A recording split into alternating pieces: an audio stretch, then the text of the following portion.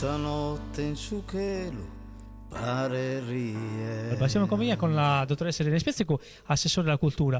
Un fine settimana dedicato alla cultura, o meglio praticamente itinerari letterari molto importanti. Ce ne parlerà lei. Grazie, ringrazio lo scrittore Francesco Cossu, ringrazio la gentile collaborazione della bibliotecaria per questi 2 giorni e degli operatori del museo. Un conto è la scelta, un conto è l'imposizione. E di imposizione in questo romanzo ce n'è tanta, perché Domenica l'ha solo accennato, però perché quando ha detto che l'ispettore Curti va a sbattere il naso, certo che va a sbattere il naso, come va in qualche modo un po' a sbattere il naso anche l'insegnante, un po' di meno, ma certo Curti si deve in qualche modo confrontare con un vicequestore che se è vero che non lo ostacola, certo non lo agevola. Lo pungola per prendere altre strade, perché l'ispettore ha una sua idea su quello che è successo in quella scuola.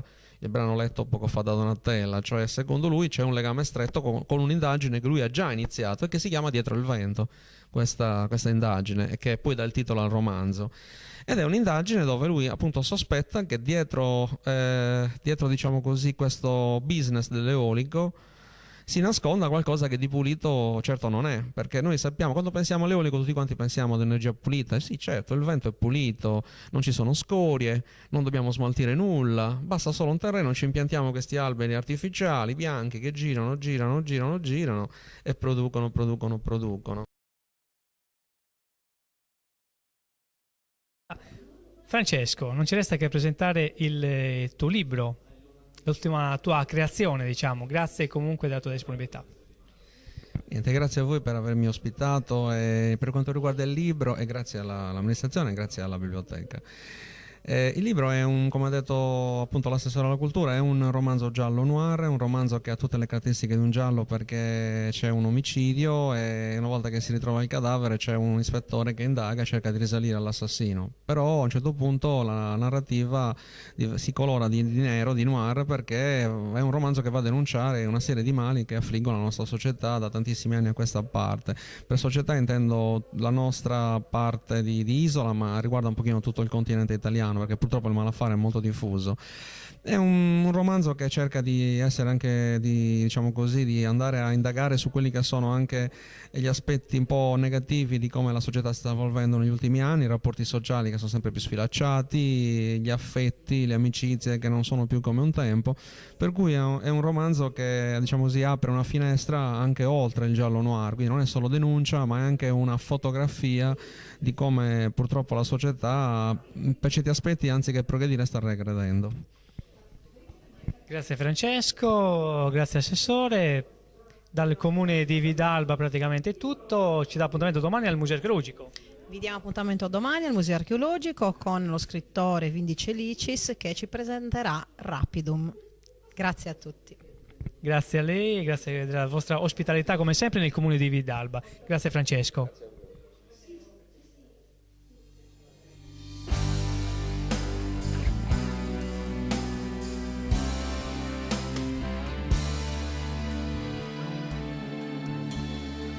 Stanotte in su cielo pare rie. Buonasera a tutti, benvenuti al Civico Museo Archeologico di Vidalba in provincia di Sassari e qui nella sala mostre attigua al percorso espositivo.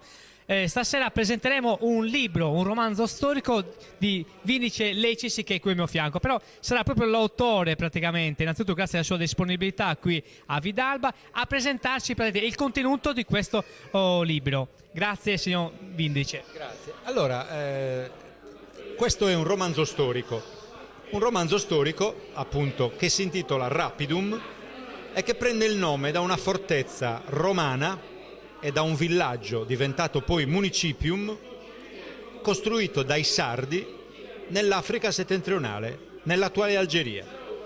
Ancora oggi, a 200 km a sud di Algeri, si trovano i resti di questo forte, di questa grande fortezza e di un grande villaggio che contò fino a quasi 10.000 abitanti.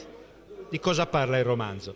Il romanzo parla di questa epopea straordinaria, avventurosa, dei soldati sardi inquadrati in un'unità militare romana che si chiamava la Seconda Corte dei Sardi, e precedentemente la prima corte dei Nurritani, che erano un popolo della Sardegna centrale, si racconta la storia della costruzione di questo forte e di questa città all'interno degli intrighi dell'impero romano, all'epoca di Adriano, che è considerata una delle epoche più importanti e auree dell'impero romano, un'epoca che per la Sardegna certo significava sempre un periodo di dominazione romana, ma un periodo di relativa pace, di relativa tranquillità.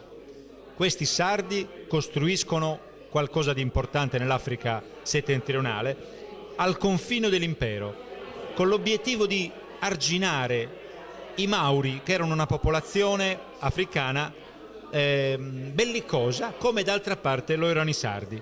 Ma il romanzo non si svolge solo in Africa, il romanzo si svolge anche in Sardegna, e ricostruisco la Sardegna romana con le sue strade, i suoi ponti, le sue città, i suoi personaggi eminenti all'interno della grande storia, della grande politica dell'impero romano dell'epoca di Adriano. Grazie Rapidum, quindi di Vindice Lecis.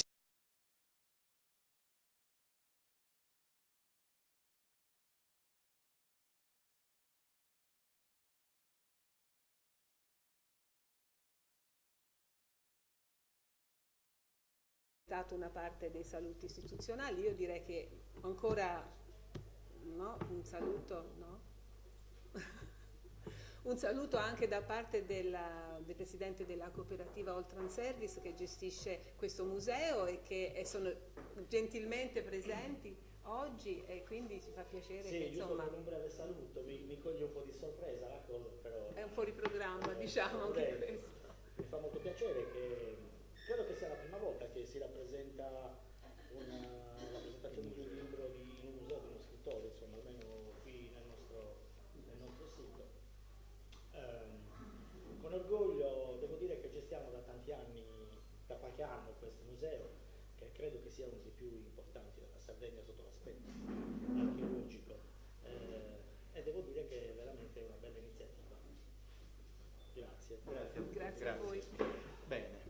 Allora, a questo punto io aggiungo, prima di inoltrarci nel discorso di Rapidum, un po' di cose penso che mi spetti di dirle, perché l'occasione è veramente un'occasione speciale. Oggi il museo si riapre al pubblico in qualche modo, dopo un periodo di chiusura per lavori, chiusura parziale per lavori, di allestimento, eccetera. Adesso è il primo evento con cui il museo appunto riprende a comunicare con il pubblico, e ci fa molto piacere che questo avvenga con la presentazione di questo libro che parla proprio del mondo romano. Io credo da tecnica, diciamo, da persona così come Nadia, insomma, da archeologi, da persone del mestiere, che non ci sia forse un sito migliore di questo per parlare proprio della Sardegna romana. Sardegna romana è lo sfondo di tutta questa storia di Rapidum, e questa zona della Valle del Coghinas, della bassa Valle del Coghinas, è una zona di altissima presenza romana, di cultura romana,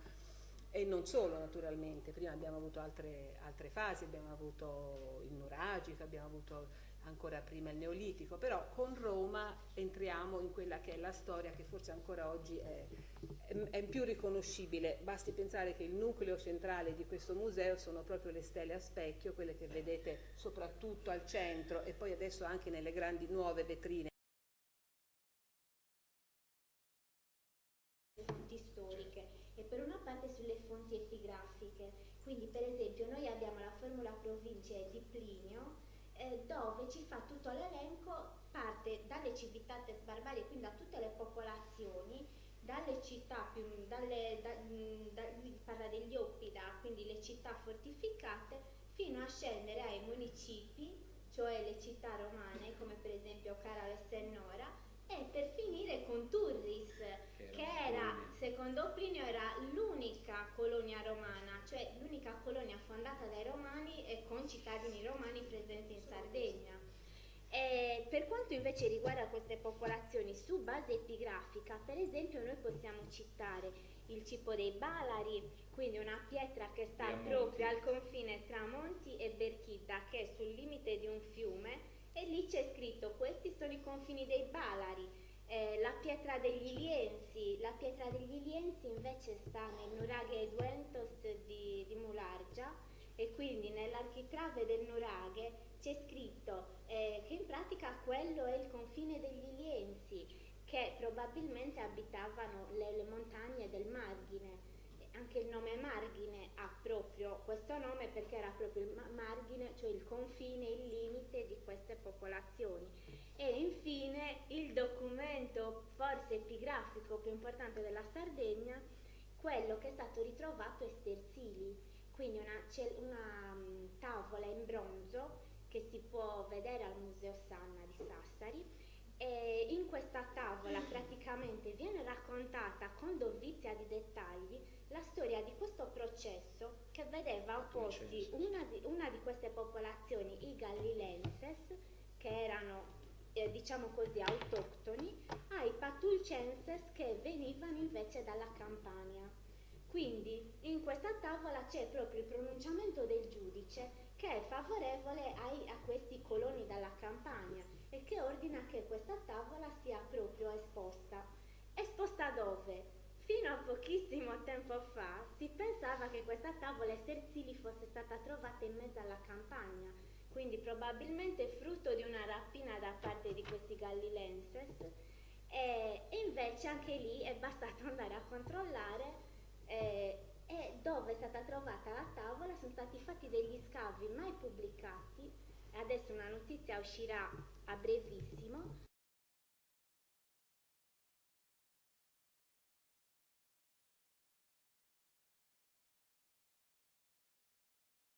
Giulio Potito, e fa un corteggiamento un po' bizzarro, un po' pesante, verso una donna che era appena arrivata dalla Sardegna proprio nella zona di Rapidum, perché le mogli o i parenti o altre persone sono arrivate dalla Sardegna, probabilmente lì. E questa è una mia interpretazione. A un certo punto però lui gli declama una poesia di un importante poeta latino dell'epoca che aveva sentito in una taverna, perché questo declamava le sue poesie amorose dentro la taverna. Perché anche in questo caso, per confermare, per fare una battuta, effettivamente la letteratura romana era presente in vari strati della popolazione.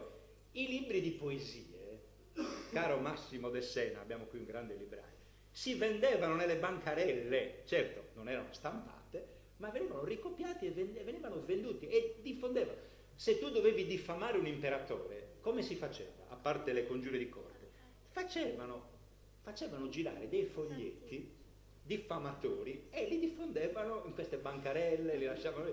Vedi, è curiosissimo. E quindi c'era anche un livello di vita normale, per confermare ciò che diceva giustamente Rossella, che nella scrittura di un romanzo deve essere valutato.